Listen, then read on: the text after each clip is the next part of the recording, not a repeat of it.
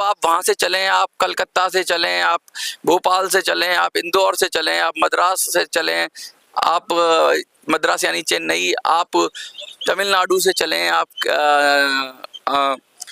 उत्तर प्रदेश से चलें, आप बिहार से चलें, आप पंजाब से चलें, आप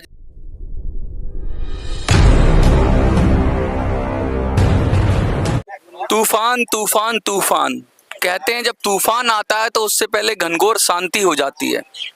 और मैं आपको बता दूं कि ये जो तूफान आने वाला है, ये जो मुद्दे का तूफान आने वाला है, ये जो पेंशन का तूफान आने वाला है, जो ईपीएस 95 के लिए आंदोलन का तूफान आने वाला है, जो बुजुर्गों के सम्मान में आंदोलन का तूफान आने वाला है, जो वृद्धा पेंशन के आंदोलन का तूफान आने वाला है, उससे पहले चारों ओर शांति हो गई है। शांति इसलिए हो गई है कि सब लोग ये बैठ के इंतजार कर रहे हैं कि क्या होगा, क्या हमें हमारा हक मिलेगा, क्या हमें हमारी जो पेंशन मिलेगी, क्या बढ़ी हुई पेंशन मिलेगी। इस तरह के सवाल आ रहे हैं। मेरे पास बहुत सारे सवाल आ रहे हैं। मेरे पास लोग कह रहे हैं कि कब मिलेगी, कब से मिल जाएगी, क्या 30 तारीख से मिल जाएगी या 1 तारीख से मिल जाएगी। मैं बता दूं आपको कि 30 तारीख को आंदोलन का दिन है। 30 तारीख को हमारी परमिशन है 1 दिवसीय धरने की जंतर मंतर पे। तो 30 तारीख को मिल जाएगी ये बात नहीं है, लेकिन 30 तारीख से आगाज हो जाएगा और आगाज शानदार होना चाहिए, क्योंकि आगाज अच्छा हो तो अंजाम भी अच्छा होता है। तो आगाज जानदार होना चाहिए, शानदार होना चाहिए। 150 की परमिशन है, 1500 होने चाहिए। पिछली वीडियो 10,000 के करीब लोगों ने देखी, उन सबका धन्यवाद, उन लोगों ने शेयर किया। तो इस वीडियो में भी मैं कुछ ज़रूरी बातें शेयर करूंगा और वो वीडियो के लास्ट तक बने रहिए। वीडियो के लास्ट में मैं बताऊंगा कि हमारी स्ट्रेटजी क्या है और हम कैसे शुरू करेंगे इसको। बहुत सारे साथियों ने बोला कि भाई क्या करोगे, कैसे करोगे, क्या तुम्हारी योजना है। तो योजना वही है, दिल्ली फतेह करने की। दिल्ली फतेह तो देश फतेह, और दिल्ली फतेह करने के बाद जो संदेश जाएगा वो पूरे देश में जाएगा। तो दिल्ली फतेह करने के लिए सबसे पहले दिल्ली के एक एक जनमानस को जगाना होगा, क्योंकि दिल्ली का जो अंतर्मन सोया हुआ है अभी, दिल्ली के लोग सोए हुए हैं अभी, और दिल्ली के लोगों को जगाना है। तो देश के सब लोगों को उठकर दिल्ली के लोगों को जगाना होगा। और दिल्ली के लोगों में दिल्ली में बैठी हुई सरकारें भी हैं, दिल्ली में बैठे हुए सांसद भी हैं, दिल्ली में बैठे हुए मिनिस्टर भी हैं, दिल्ली में बैठे हुए प्रधानमंत्री भी हैं, दिल्ली में बैठे हुए रक्षा मंत्री भी हैं, दिल्ली में बैठे हुए श्रम मंत्री भी हैं। तो दिल्ली ही काली बिल्ली है। मैंने पहले भी बोला, ये दिल्ली ही काली बिल्ली, और दिल्ली को जगाना है। दिल्ली को जगाना है और बताना है कि दिल्ली, ये बात बतानी है कि बुजुर्गों की वजह से ये जो परिणाम आए हैं, ये बुजुर्गों बुजुर्गों ने लगातार इस तरह से अपनी नाराजगी दिखाई। कुछ लोग बद्दुआ भी कहेंगे, बद्दुआ दी बुजुर्गों ने, बुजुर्गों के मन से हाय निकली, उसके परिणाम है। बुजुर्गों ने जो वोट की ताकत दिखाई अपनी, उसके भी परिणाम है।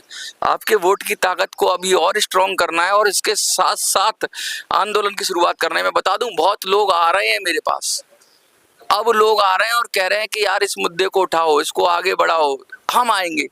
तो कल करीब 15 से 20 लोगों ने मुझे पूरे देश से बोला कि वो आएंगे। उन सब ने जिन्होंने बोला वो आएंगे, उन सब का शुक्रिया। लेकिन मैं उनको काम देना चाहता हूँ। 20 लोगों के करीब पूरे देश से लोगों ने बोला। दिल्ली में तो बहुत लोग आएंगे, दिल्ली के आएंगे, लेकिन पूरे देश से 20 लोगों ने बोला। मैं 20 लोगों से उम्मीद करता हूँ कि वो अकेले ना आए, अपने साथ 4-5 लोगों को लेके आए, नहीं तो 2, 3, 4, 5, क्योंकि कंधे से कंधा मिलाएंगे, हाथ से हाथ पकड़ेंगे, हाथ से हाथ मिलाएंगे, तब जाकर हमारा समूह बनेगा।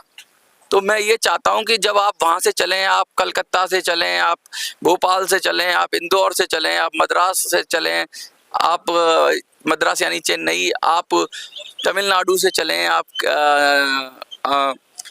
उत्तर प्रदेश से चलें, आप बिहार से चलें, आप पंजाब से चलें, आप राजस्थान से चलें, आप गुजरात से चलें, आप उड़ीसा से चलें, आप मध्य प्रदेश से चलें, आप छत्तीसगढ़ से चलें, आप तेलंगाना से चलें, आप कर्नाटक से चलें, आप महाराष्ट्र से चलें, आप गुजरात से चलें, आप हिमाचल से चलें, उत्तराखंड से चलें, छत्तीसगढ़ तो मैंने बोल ही दिया, साथ में आप जो अपने 7 स्टेट्स हैं उत्तर पूर्व के, आसाम, मिजोरम, मणिपुर, और आप चाहे वेस्ट बंगाल से हों, चाहे आप त्रिपुरा से हो, चाहे आप नागालैंड से हो, आप चाहे अरुणाचल प्रदेश से हो, आप देश के किसी भी हिस्से से चलें, अकेले ना चलें, किसी को साथ लेके आएं और यहाँ पर अपनी उपस्थिति दर्ज कराएं।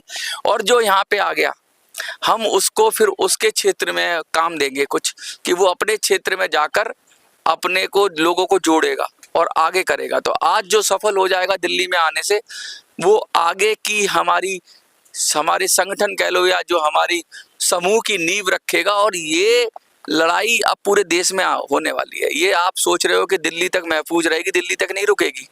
हम जंतर मंतर से आगाज करेंगे, फिर दिल्ली में शुरुआत करेंगे, एनसीआर में हम कवर अप करेंगे और पूरे देश में जाएंगे। देश में जाकर एक एक व्यक्ति को बताएंगे किस बुजुर्गों के साथ किस हालात में उनको रहना पड़ रहा है। 700 800 900 रुपए के अंदर बुजुर्गों को अपना जीवन काटना पड़ रहा है, कैसे बुजुर्ग तड़प रहे हैं। और जो नहीं चल पा रहे हैं उनके घर पे जाएंगे। जब हम आपके क्षेत्र में आए तो बस आपसे ये उम्मीद है कि आप हमारे साथ 10 कदम जरूर चलें। तो अगर दिल्ली में जब जाएंगे हम, तो दिल्ली में हम ये कहेंगे, आप दिल्ली में जहां भी रहते हो, मैं उन 1200 लोगों का जरूर कहूंगा जिन लोगों ने मुझे समर्थन किया, मुझे वोट दिया, मैं उन 1200 लोगों को जरूर इनवाइट करूंगा कि आप भी आ जाएं, आप भी आ जाएं, हमें सहयोग करें और हस्ताक्षर अभियान में साथ दें।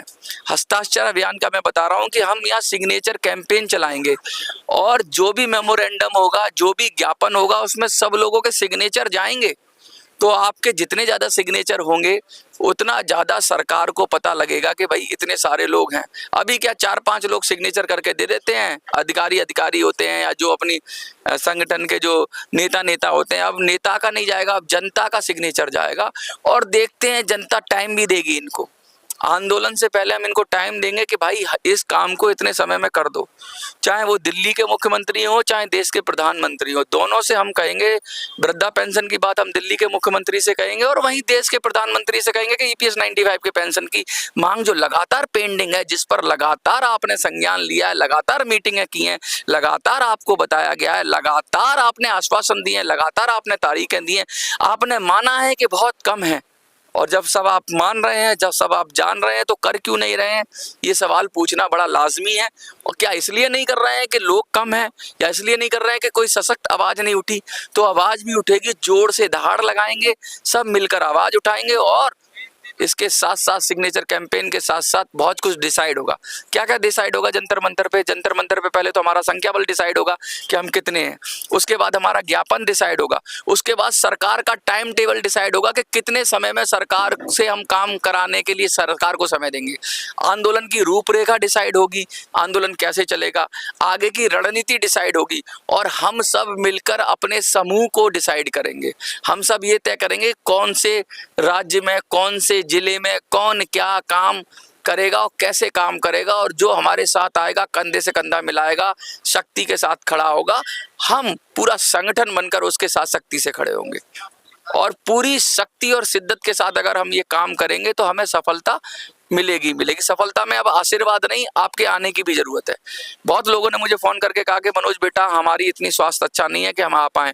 तो मैं उनसे कहना चाहता हूं, आपका स्वास्थ्य अच्छा नहीं है, लेकिन आप किसी को भेजिए, अपने परिवार से भेजिए, अपने दोस्तों से भेजिए, या जिनका स्वास्थ्य ठीक है उनको भेजिए और ग्रुप में भेजिए। इस बार अपनी उपस्थिति आप दर्ज कराइए और जंतर मंतर आपको उम्मीद भरी नजरों से देख रहा है। इस बार जो जंतर मंतर पे आंदोलन होगा वो शुरुआत होगी, वो ये नहीं होगा कि एक दिन आंदोलन किया और बंद हो गया। उसके बाद कंटिन्यूअस हमारा प्रोटेस्ट चलता रहेगा। वो दिल्ली में हो, NCR में हो, देश में हो, कहीं भी हो, रुकेगा नहीं। एक बार जंतर मंतर से बिगुल बच गया तो तब तक नहीं रुकेगा जब तक कि हम पेंशन का काम करा नहीं देते।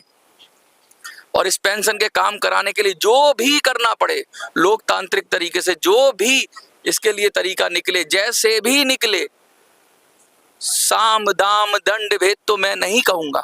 मैं सिर्फ इतना कहूंगा कि लोकतांत्रिक तरीके में जो जायज तरीके हैं उनसे, जिस तरह से दबाव बनाया जाता है सरकार पे, दबाव बनाने से, अगर दबाव से मानती है, दबाव से हाथ जोड़कर मानती है, हाथ जोड़कर चरण वंदना करके मानती है, चरण वंदना कर कर, और जैसे भी सरकार मानेगी, क्योंकि सरकार मान रही है। अभी नीट का जो आंदोलन हुआ, नीट के मैं बात कर रहा हूँ, तो नीट के आंदोलन में भी देखो सरकार पर दबाव आया तो 24 लाख स्टूडेंट्स की बात हुई, तो उन्होंने तुरंत से अभी 4 सदस्यों की कमेटी बना दी जांच के लिए। क्यों बना दी? क्योंकि लोग खड़े हो गए, लोग बात करने लग गए। बुजुर्गों को अपनी जगह पे ही खड़े होकर आवाज लगानी पड़ेगी।